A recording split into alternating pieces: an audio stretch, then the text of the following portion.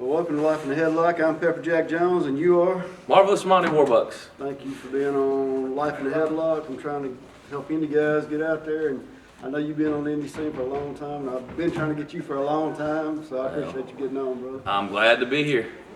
All right. Now, all this is a series of questions. You answer them to the best of your ability. This is so professional. Joey Abel's podcast is just somebody asking you questions with no notes, so I'm super impressed already. My memory's bad, but it's like my beard, it comes off sometimes. There you go. But answer to the best of your ability. I don't edit. If you screw up, it goes on up. Monty Warbucks doesn't screw up, so it's all right. I'm saying you don't screw up. All right. Well, the first question is, who trained you to be a professional wrestler? Jason Temple and the NAWF in Hattiesburg, Mississippi, with the help of Steve Starr and Danny Roll and some. I was going to school at the University of Southern Mississippi, graduated there, originally from Baton Rouge, City of Champions, and went to a wrestling show. Always loved wrestling. Went to a wrestling show in Hattiesburg and met John Saxon. He asked me 25,000 questions, and I love John, but ended up going to another show at the multipurpose building there. It was a big show, and loved it. Sold out building. And I called the next day to the building to find the name of the promoter. Begged and begged and begged, and they never would give me his name. I called every day for about 3 weeks. Finally, they gave me his name and his number. And I called, and it was just a way for Jason to make $500 off of me, he thought. And I went up to the ring, and he looked at me. I just got through playing junior college football, so I was in really good shape. And went in there, and the first day tore my meniscus, but that's a whole other story. But they trained me for about 4.5, 5 months, and went on from there. And the rest is, like everybody else, kind of learning as you go. So. Well, yes, on the training, how hard was your training? Was there anything you had problems with yourself? Yeah, the biggest problem I had was me understanding that I didn't know everything. Gotcha. When you watch wrestling your whole life, growing up in Louisiana, watching Mid-South and Rock and Roll Express and Midnight Express and Junkyard Dog and Pork Chop Cash and all the great guys and DiBiase, you have in your mind what wrestling is and what it should look like, and you think when you go in there, I already know what I'm doing. And you learn real fast that you don't. And Thomas Tate, who wrestled in Mid-South and Gulf Coast, is a phenomenal wrestler. And we did a show one time, and we thought we did great. Me and the Viper, Mikey Clark, who was a great wrestler for UCW and Al Savage in those days. And I thought, man, we did great. And we got backstage, and he chewed us out and told us we were killing the business. And he was right. But at the time, I thought he didn't know what he was talking about. But at the time, once again, I know everything, right? Because I've watched wrestling my whole life. So the hardest thing for me was accepting that I was a jabroni, and I had to learn. And I didn't know everything. So that was the hardest thing for me. Physically was, I've always been a pretty good athlete. Played college football, All-State in high school in Louisiana. So the physical part of it wasn't as hard for me as the mental part and wrapping around to why you do things and why you don't. So the psychology. The psychology, yeah. I mean, I knew right away. I mean, from the beginning, hey, lack of a better term, good guy does this, bad guy, But yeah. I didn't understand when to do it. Okay. So that's the biggest thing, is learning when and why to do things. And that's what you learn more when you go out on the road. Hulk Hogan does 5 moves. The reason he made $1 billion is because he knew when to do them. Exactly. So, there you go. Read the crowd. Yeah, not comparing myself to Hulk Hogan in any way. I wish I had his bank account. A bank account, not backbone. That too. Yeah. Gotcha. All right. Well, who inspired you to get into pro wrestling? Was it a family member, a wrestler? Who was it? I grew up on Osborne Boulevard in Baton Rouge, Louisiana. And I remember walking into my grandfather's house, and he's sitting in his recliner drinking a PBR and watching the TV. Back in the old days, you had TV that looked like a piece of furniture for you young guys that weren't flat screens. That size of this table. Yeah, and they got wood all around them, and it's stained. And when it broke, you put the TV on top of that TV. We did that a couple of times. Right. So, because you couldn't move it wed 700 pounds. I walk in there, and he's watching something, and I hear this song called "Another One Bites Dust," and I go, I don't know what this is, but I like it. And I watch it, and here comes this jacked up dude with a chain around his neck, dancing, and everybody in the building's losing their mind. And my grandpa gets on the edge of his seat, and he can't move. And I'm like, this is awesome. Yeah, I mean, this is fantastic. And I sit down next to him, and I remember it vividly. It's Ted DiBiase, Junkyard Dog, Shreveport, Irish McNeil's Boys Center. And I watched 30 seconds, and I went, I don't know what this is, but I love it. I want to be a part of it. I want to do this one day. And it dominated my life after that. Other than football, it was everything I ever wanted to do. So This isn't one of my questions, but I do this every once in a while. I just throw one out there. throw it out there. As a wrestler and a football player, what was more difficult? Or is there really comparison? I think they're the same and they're different. If you're a competitive person who wants to be the best, that part's the same. The difference between football and wrestling is in wrestling understanding what we're trying to do, and as a defensive tackle, I'm just trying to blow stuff up, right? As an offensive lineman, I'm trying to move somebody. Game plan's kind of the same. Yeah. The X's and O's of it is in a way kind of the same. The psychology even sometimes is the same. Try to set things up and do things. But the actual physical part of making this happen instead of me just destroying this. All right. Well, this one's written down, so we'll get on Here that. we go there. All right. Well, how did you get your wrestling name?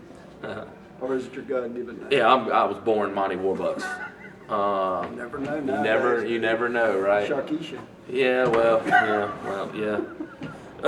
They needed a name. They wanted a guy, believe it or not, in the pro wrestling business. Oddly enough, I was one of the few guys with a college degree, and not knocking anybody. But anyhow, anyway, so they want this guy can talk. He's kind of a jerk. He's egotistical. We don't really like him anyway, so we'll give him that gimmick. So it worked out, and they wanted a rich gimmick. So Warbucks obviously goes with that.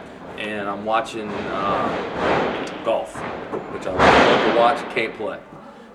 I try, but I'm watching it. Colin Montgomery's at the Masters, and they're, you suck, Monty. And I'm like, if they can boo you on the golf course, what are rednecks going to do when they see me in the ring? Sweet. Monty Warbucks. So it was perfect, and I've wrestled under that name since 1999, and Where did the Warbucks come from? just because they wanted the rich. It First one was wasn't- going to be Monty Rich, but they're like, well, they might think he's related to Tommy Rich, and then. Okay. You know, and they don't want to. I didn't want to take a rub off of anybody else. You Well, I'd know. only heard Warbucks in one other place, and I know you know where. Yeah. I don't want to say I don't want to get sued, but Yeah. But you know, I didn't want to get the rub off of, Okay. of hey, well, this guy is Tommy Rich's nephew. No, I'm me, and I want to make it as me, whatever that is. All right. Well, can you tell me what was your first match and just a little bit about it? Awesome. 1999, which was I've wrestled in 3 decades, which is crazy. Yeah. I'm only 27. I don't know how that mom's playing. 1999, the Pedal Fairgrounds, the Pedal Fair, wrestled a guy, the Misfit, Jody Webb, who kind of had a little bit of hand in helping me learn how to bump and do a few things, along with Antonio Vegas, the showstopper, and Jason Temple, and of course Calvin Rose. I don't have a career without him. So, anyway, not that I have a career, but you know what I mean.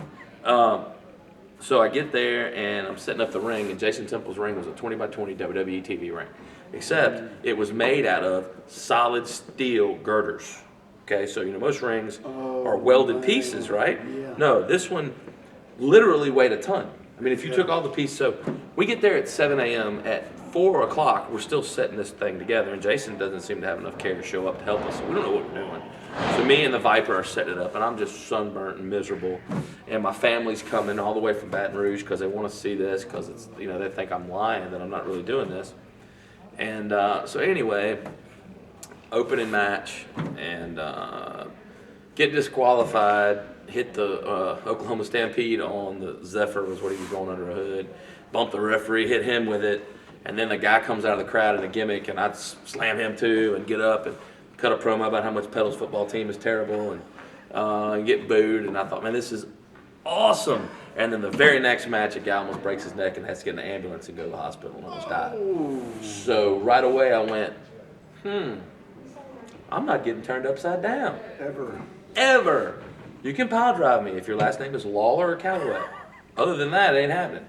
So, you know, we watched it, and I watched it happen, and then, so that was a good lesson too. You know, I better know what I'm doing, or this is what can happen. Question, what was he taking for that to happen? I think he did a hurricane run off the top rope and landed on his something, or he was given. You know, it was 20 years ago, so I don't really, you know. I just remember hearing the crowd go deathly silent, and me walking out and leading the crowd in prayer, which was not very heelish, but I didn't care. I mean, this is my friend, At the time, and he's not breathing well, and he ended up being okay. It was just some vertebrae that were, his spinal cord was bruised. So he had paralysis for 15, 20 minutes. And then later he ended up dying, actually. Not from that, but 4 or 5 years later in a four-wheel accident. But anyway, guy wrestled Ugly Kid Joe. His dad was the original Blue Yankee, which Gulf Coast. I know who that Yeah, is. awesome. I'm So, old. yeah, I am too. And even if I'm not old, I always tell people, if you're not old, you need to get old. And maybe that is, there's no excuse now with the network and YouTube not to know everything there is to know about wrestling. There you go. If you're going to do this, Look it up. yeah, and want to be good, watch the guys that are good. Crazy, right? If you're a football coach or a basketball coach, football coach, you would study Belichick and Saban and Miles. If you're a basketball coach, Calipari and Denny Crum and all these other guys. Well, wrestlers think, well, I watched wrestling since the Attitude Era. I know. No, you don't. Yeah. If you don't know who Ricky Morton is, you probably don't need to be doing this. Anyway, little pet peeve, but go ahead. I Sorry. agree with you, brother. You know, learn to sell like Ricky Morton, you can be booked anywhere. If you can do Steamboat Morton, you're going to be good. Right, let's see. What is your favorite match from TV that you've ever seen, that you'll watch to study? Well, now there's two different questions. My favorite match I ever watched on TV or the one I would like to watch, study. My favorite match I ever watched on TV, I was there. It was a TV taping in the Centralplex in 1985. It was the first live show I ever went to, or 84. And it was the Rock and Roll Express, Midnight Express, and a scaffold match. Oh, We'll never forget it. Got so excited. They're doing the finish where Robert's hanging and Eaton's hanging and they're playing chicken and he kicks him off and he takes the big bump. And then Condrey goes up to the top and they beat him down off the side. He's kind of hanging. He takes the big bump and Cornette and Bubba Rogers. That's my favorite matchup, only because I was there. that is so I saw it cool. first. And let's just be honest, it's the two greatest tag teams. Oh, no, 100%. Now, my favorite match that I ever watched on TV is, and I know, God, this is going to sound so generic because everybody says it, it's Steamboat Flair Wrestle War. Everybody, That's you the know, first one that's gave me that. you're going to say that probably, or because I watch good stuff. You're either going to say, the Iron Man match, or WrestleMania 3, Steamboat That's Macho Man, which is Friday night. crap. And I'll tell you why. Well, if you watch Steamboat and Flair, they're doing it in the ring, and it's an hour, and it's phenomenal every time. Not knocking Macho Man, he's one of the greatest performers of all time. They had been calling that match for 6 weeks in an airplane. It was 197 steps that they had memorized. That's a stunt man. That's not a wrestler. A wrestler gets in the ring and can do it. So if I'm going to watch one, I want to watch one that's an actual wrestling performance where it's entertaining enough that I'm going to watch it, but it's athletic enough that I think it's a sporting event. I agree. And to me, those two guys together, and Ricky Morton and Flair. I agree, because I'd read where even Steamboat didn't like the match as much. Because Not of that. saying it's not Oh, great. no, because he said it's a great match for what it is, but if Watch we'd been it. walking and talking in the ring, I'd have felt a hell of a lot better. Watch it. And watch the trilogy of Steamboat Flair from the 80s. I agree 100%. When Steamboat comes out with his wife and his kid in the dragon suit, and Flair's got the mink coat, and Steamboat rips his clothes off, Flair's clothes off, and then puts them on. The family unit versus the party man. Other than Dusty and Flair, probably the greatest angle ever. Well, what is your favorite moment in professional wrestling that you've seen? Wow. It can be on any level. Wow. Okay. Now I'm gonna throw something out there that a lot of people don't know, and this is real stuff, and it happened to me and my best friend of the business, Calvin Rose. Some of y'all know the Williamsons, right? Mm-hmm. Dee and Pop and Tim and Joe and Psycho and those guys. Well, Pop had cancer and he passed away. A lot of people didn't know that. I was living in Monroe, Louisiana, and Calvin was still in Laurel, his hometown where they built him from, the whole deal. And they called me up and we're talking about some things, and I said, man, Calvin was booking, and I said, why don't we do Free Birds Von Erichs?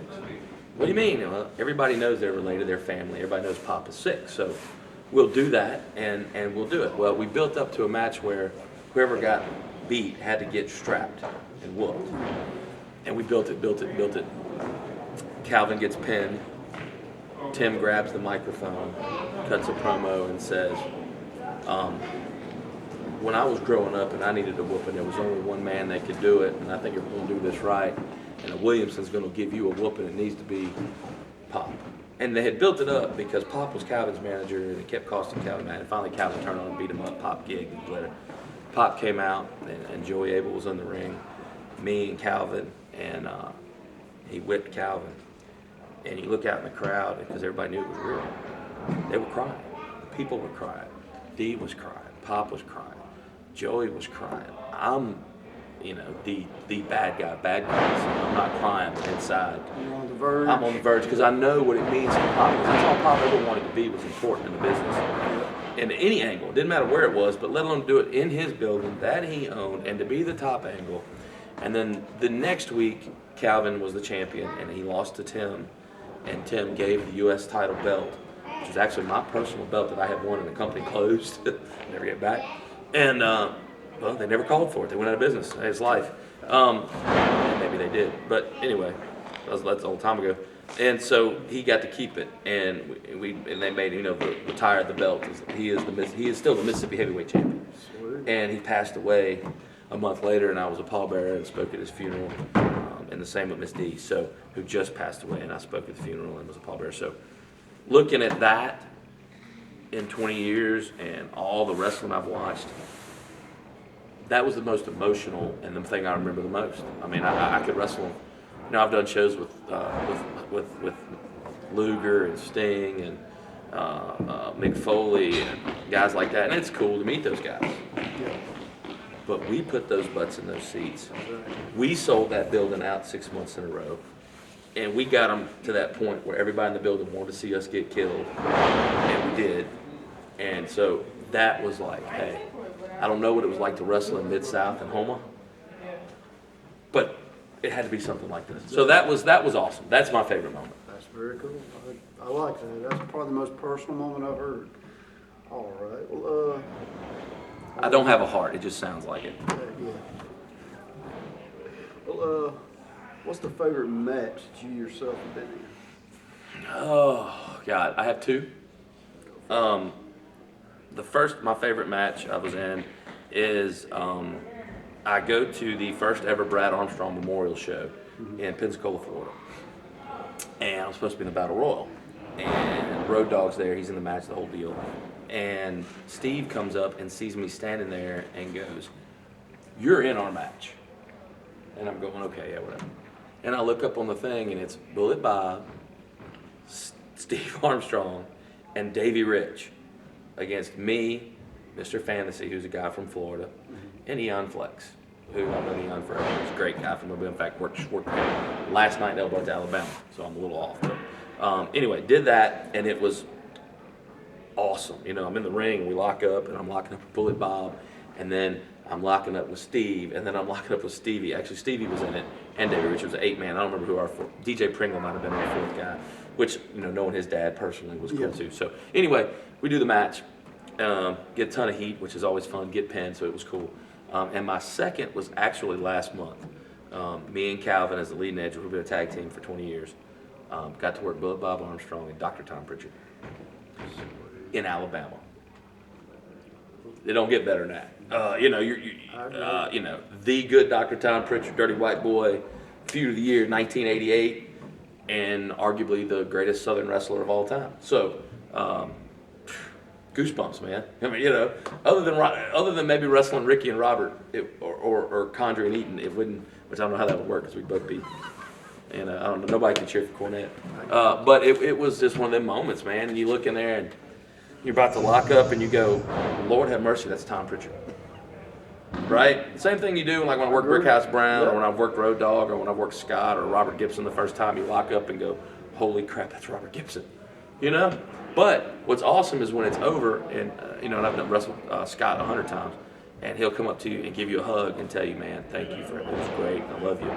And when they'll send you a tweet, like we did the Armstrong show, and he'll tweet from the WWE, thanks, Monty Warbucks, because I did the show. And that's it's a stroke of ego, yes, but at the same time, it's like to know those guys respect you a little bit, know who you are, is cool. And that's all I ever wanted. I knew I wasn't gonna make $1 million, but I always wanted to be in a show where if the over boys are there, they look at like when Bullet walks in, he looks in the locker room and goes, "I'm working Warbucks."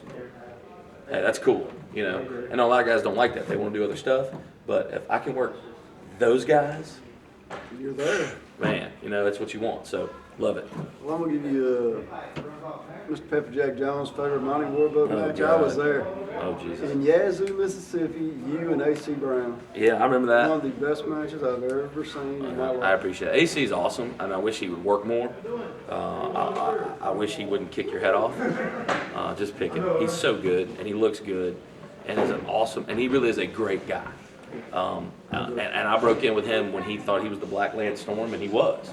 He could do anything. I mean, I remember that match, and he did whatever it is, and he climbs up to the top, and he jumps off, and I'm waiting forever. And I was dazed because he had just called it something, super kicked my teeth out, and I'm waiting, and this like, boom, and oh, it was awesome, and he was great. And I do remember that match because I lost the Mississippi Heavyweight title that night to him, and I slapped Trevion all over the ring, who was without a doubt one of the best managers in the business. I'll tell you what, I like the match itself, and I liked at the end that the fans loved you. Yeah. And they loved him. So Well, that was really cool. What was cool, and I learned this at listening to some guys, and one of them was the Fantastics, was talking about if you're good at what you do, eventually they'll respect you, and then it's hard for them to not like you. So what I did, which I don't care, I'm going to make you hate me. I'm not going to leave the ring till you hate me. But yeah, and AC's so good, man. There's not enough good things you can say about him. He's still probably top of my list in the Indies. Oh yeah. You know, I mean, the only guy that I would say is I hate to compare him to this guy because I think this guy's probably the best. Is Steve Southern? Well, Steve Anthony, but when I met him, he was Steve Southern. That guy and John Saxon, Steve Anthony, Malik, obviously. Calvin Rose is good, old school worker out there as there is. Steve Starr, Blade Boudreaux. Good Lord, I could work Blade Boudreaux every day of the week and would just die to be happy to do it. Because it's wrestling, and it's what it should be. And there's not like guys like that anymore. So, and I don't want to leave anybody out because there's awesome guys everywhere. But I can't say good enough about Malik or Calvin or any of those guys. But Steve Anthony is at a level. How he's not on worldwide television. I mean, he's gone to Japan. He does well for himself. But that guy, amazing. Well, the next thing is, and I know you gave me a few, but give me a personal funny story or a sad story from the wrestling business. You want a funny story? Okay. This is great. Booked in Stark Vegas, Mississippi, right, at Mississippi State University. Me and Calvin are working Joe Kane and somebody, right? So, get in the car, get about halfway to Starkville, and my transmission goes out. So now I'm going down the interstate at 30 miles an hour, right? Because I'm going to make the show, right? I don't know how I'm going to get home, but I'm making the show, you got to make your shot. That's the important part. Got to make your shot, right?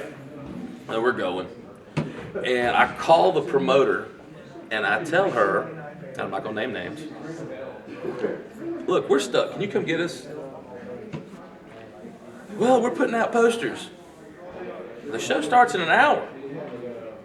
Well, we have another problem. What's that? We don't have a ring. Whoa. Yeah, so I have driven 40 miles an hour for 5 hours of what should be a 2-hour trip, right? Oh, God. Get to the building, there's no ring. Well, we can do stuff. I said, no, we can get paid, and I can find a way to go home. So I called a buddy of mine who is now Bart Gregory, who's the voice of the Mississippi State Bulldogs. Okay? Called Bart, and I say, Bart, man, I need a place to stay. Oh, you stay at my apartment. He was just out of school or just in school. Well, he gives me his key, and I go to it, and I'm staying in his roommate's room. Well, he doesn't tell me that his roommate has 4 cats, and they're locked in there. So I open the door. They attack me. The whole room smells like cat pee, So, and they fixed my truck anyway. Just had the filter or something anyway. So I get it home. And then 2 weeks later, my wife, who's my wife now, was my girlfriend at the time, we're driving back from McGee, and I'm tired, so she's driving with Calvin. She blows out my transmission. So, Sweet. yeah, so, fun. That was a $3,000 wrestling story to make $50. But not even wrestle one time. And not even wrestle. I did get paid, because I told her, I said, look, by God, I don't have a car. I don't know how I'm getting home. You gonna pay me. But, we've had tons of funny stories, like wrestling Alta Boy Luke, who's 105 pounds at the time before like he is now, and Luke's awesome too. And I hit the ropes 100 miles an hour and it doesn't break, and Calvin slings into the ropes and the whole 3 ropes break and he rolls out to the floor. And I'm thinking, thank God he didn't throw me into that corner. Everybody in the building would have died because it was McGee, so I rolled everybody up. Wow. So yeah, but we've had a lot of fun. Some of the stories I can't say. I understand. That's all right. Thank you for those stories. Yeah. All right. Well, what do you think of TV wrestling? The good of it and the bad of it? What's your opinion? Current or Well, go past? Go with current. Current. Not very good. And I think the product in the ring, with guys like Daniel Bryan and AJ Styles, and everybody's like, oh, they're so fast, and they are. I kind of wish they'd slow down a little bit because like AJ does stuff so fast that they have to show it on replay so you can see it. And he is, his name is correct. He's phenomenal. Oh no, I agree. The problem I have is, if you would have gave me these questions and then told me what to say, and you did the same thing for 8 other people, all 8 guys are going to sound like who? That same person, me. So if you have that and you come up to me and say, Monty Warbucks, tonight you're wrestling, I don't know, give me a WWE wrestler. Kevin Owens. Kevin Owens, who is great. Yeah. And I like him a lot because I'd really like to see that match, honestly. Well, I like him because he's an indie guy and he made it without Vince. There you go. Much like AJ and much like Carino and those guys, they don't need him, they did it on their own. But, okay, and you tell me, instead of going out there and saying, hey, Kevin Owens, you're a great wrestler, but I'm better than you. I know you've done all these great things, but I'm better. And I'm going to go in the ring tonight in Detroit, Michigan, and I'm going to tear the house down, and you may hit me with a cannonball, but I'm going to hit you with a bazooka. And when you think you got the machine gun, I'm going to run you over with a tank. Whatever, right? That's it. Okay, Yeah. but if I go, Kevin Owens, this script tells me to say that you're this, that, this, and this. And then he gets the mic, has to think for 30 seconds, and delivers the exact same thing. Where's the emotion? Right now. When Dusty Rove came out and said, it's hard times, baby, and when I bleed, the people bleed, baby, what happened? They cried. They cried, right? The people were with him. If you'd have walked up to him and said, say this exact word for word. I heard they tried that and he ripped it up in their Right, face. because he's and threw it Dusty on the Rhodes, ground. right? Exactly. Or Ric Flair. Why is Ric Flair great? Because he's that guy. Why do I do Monty Warbucks? Because it's a piece of me. It's a little small piece. That's why I don't like it. There's no emotion. You watch The Rock comes out a couple weeks ago and they get mad because he goes off his camera and does his own thing. Oh, with the fans, doing his yeah. own thing is what was over. Yeah. People loved it. I got the biggest pop. So let them, there's some guys, Roddy Piper, when you think you got all the answers, I change the questions, That's it. right? I throw rocks at a man with a machine gun. Yeah, right. I That's came right. here to chew bubble gum and kick butt, and I'm all out of bubble gum, That's right? it. Well, when you take that out of it, Take this out of it. you take all the emotion out of it. You watch Hogan. I took my daughter to WrestleMania. She's 9 years old. She loves the business. She's only 8-year-old in America, watches Japanese wrestling. Girl, loves the Bullet Club, right? She goes around school going, too sweet me. She goes to a Christian academy, so it's not good. But you watch it, and the first thing, Hogan's music hits, Rock's music hits, Austin's music hits, and she's like, just glued in, right? And I'm watching it, and even though Hogan messed up with the Silverdome comment, it's like, man, But it was awesome. He made part of it. 100,000 people in the biggest dome in the world, and they're all in his hand. If he'd have just been reading off a script like Tom Cruise, Would have cared. right? So that's the thing. I think in the ring, it's great. What I like is that was a screw up, like you said, with the Superdome, but And they then what it played also, off of it, yeah. and they went with I'm it. glad to be in the Superdome, right? Yeah. Blah, and it made it even more over because now it's memorable. Yeah, that's what I remember about So it. yeah, infamous is better than famous sometimes. All right. Well, the next question is, if you could wrestle one wrestler from any time, any company, you got the DeLorean, you're going back in time, you're the booker, where you're going, you don't need wheels. Book me and you, and somebody else in a match. Okay. I'll do 2 because a tag and there's a single. There you go. Okay. Tag, Monty Warbucks, Calvin Rose, Leading Edge versus the Rock and Roll Express, Riverside Centralplex, Tuesday night, main event, 9:30. And I'm taking the double drop kick, and I'm rolling to Shreveport. There's only one guy. I'm pretty positive I know who it is. But If anybody's in the wrestling and says, I don't like Ric Flair, then you're an idiot. Do something else. Ric Flair's the great, he's Ric Flair, man. There is no wrestling without Buddy Rogers, yes. Ric Flair. If there's no Ric Flair, the business, the Attitude Era, he was the Attitude Era in 1984. It's Ric Flair. Charlotte, Greensboro, be the best ever. I'm nowhere at his level, but bitch boy Ric Flair. all right. Well, what is your favorite wrestling company to wrestle for and why? Pro Wrestling Ego. No. Of all time, Anytime, anywhere. UCW. Unified Championship Wrestling, Mobile, Alabama. It was the first company that let me and Calvin go on TV and do our thing. They gave us the tag belts. We beat the Armstrongs. We got to do great stuff. The greatest single wrestler that I've ever been around, mentally, physically, in the ring, in every aspect, and he's going to hate me when I say this, is Awesome Al Savage. That was Awesome Al Savage's baby. He believed in us. He gave us a ball and let us run with it. To me, he's the greatest wrestler that I know, and Calvin. And Calvin would even admit Awesome Al Savage. I saw him last night, and he's telling me about my match and how I can get better after 20 years. And I still sit there like a little kid and go, you know, Al, you're right. That's how much I respect Al Savage. So a lot of people hate him because he was the booker of the most popular company that paid the most money and had the best TV, and some people didn't get jobs. Yeah, some people didn't get jobs, so he didn't like him. But you know what? He's the best, and I love him to death. And I'll tell you, this is the fun. You know, a funny story just came to mind. I'll give it to you. Okay, my first match with him. Everybody's first match at UCW. You have to go 15 minutes Broadway with Al Savage, and this is how you talk about the match.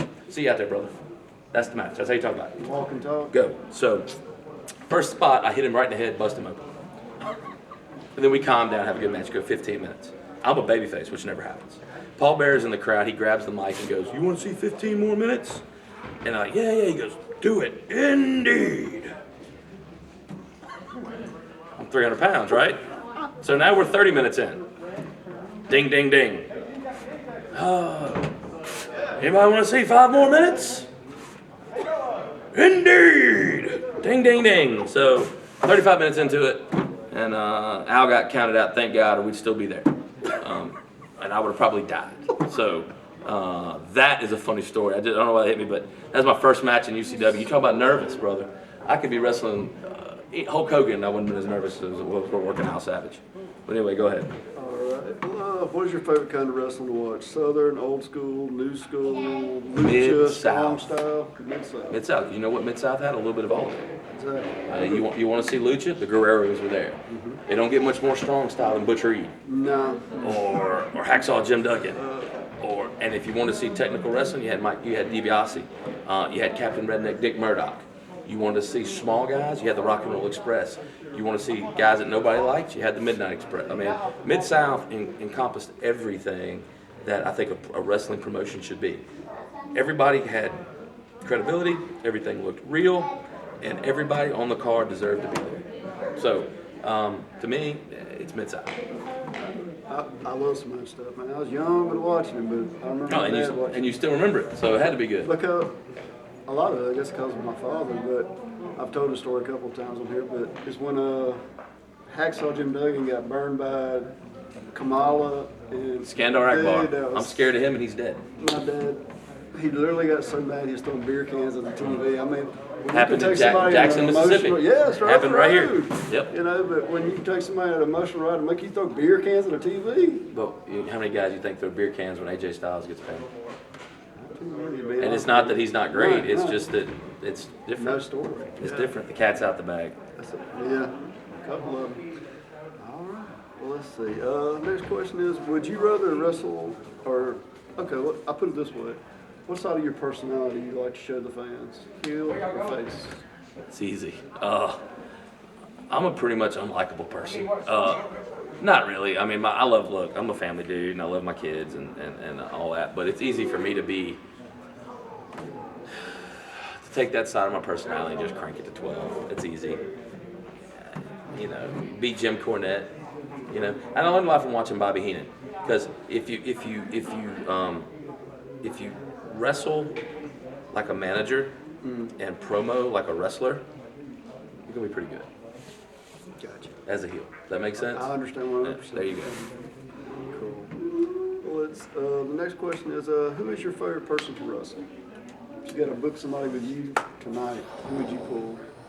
Bullet Bob. Somebody on the show or just in general? In general, who do you Bullet Bob Armstrong. Bullet Bob. Him or Steve or Scott. I never got to wrestle Brad, which he grew up in Mid-South. He beat Ernie Ladd for the North American title. I never got to wrestle him. And of course Calvin Rose.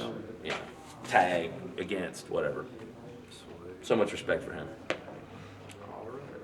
Now, I know you've done both of these, so you wrestled as a single and a tag. Which one would you prefer? depends who my partner is. If my partner's Calvin, it's awesome. Leading edge.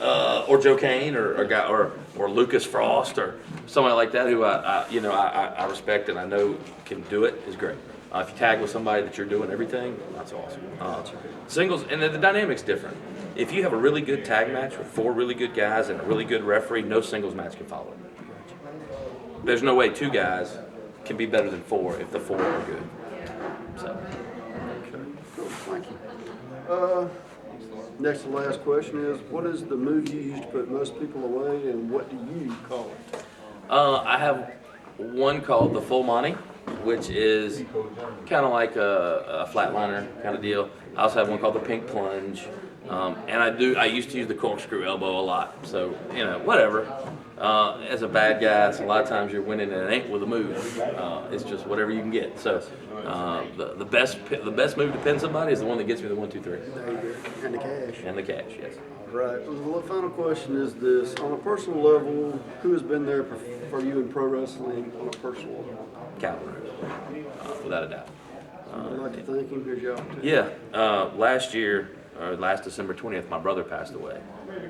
He's my 31 years old. He's my best friend. And the first person to call me, the second person was Calvin. And when I got home, I was in Disney World, so I drove 12 hours and get home. And when I got to the house, he was there. So it's a personal deal. I can call Calvin and not talk about wrestling. That makes sense? Yeah. You know what I mean? So that is, he's by far, when his kid was born, I was there. When my kid was born, the first one, he came by. When the second one was born, it was in the, Go Tigers. I knew that would happen. Go Tigers. Anyway, but when she was having lung trouble and we didn't know if she was going to make it, he came by and he would always check on me and call me every day. And I know that if I need something, he'd be there for me and I'd be there for him. So it's our friendship's beyond wrestling. Because that's the thing about the business, you get a lot of people that are your acquaintances and you're friendly. I agree. Very few people do you break bread at Christmas, or do you go to their house when their kids are born, or and he's one of those guys. So and Ryan Hodge and Adam Lack are guys that were there, and Mike Thrash. But me and Calvin have been up and down the road so much, man. He could say something and I could just die laughing. So I have to say him.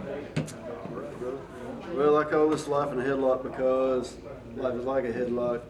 You get real tight on, you're real loose, and you work it around. Right now, how you got it? Tight, loose? Man, I'm the most blessed person in the world. I've got a beautiful wife that loves me to death. I have 2 beautiful daughters.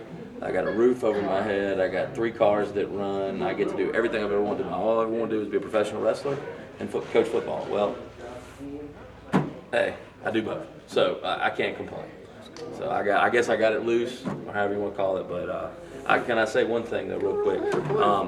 Whoever's ever bought a ticket to watch me or Calvin, I hope most of the time when you had this, that at least you were entertained and that you knew that we did all we could do to feel like you got the most for your $10 that you could get. So as long as that happens, then I feel like we've done our job. Thank you for being on the show, Thank brother. you. I appreciate it. This has been Live in a Headlock with Marvelous Monty Warbucks. And tonight he'll put on a show right here at Pro Wrestling Ego. So y'all look forward to the match. It'll be up in a couple days. Y'all have a good one.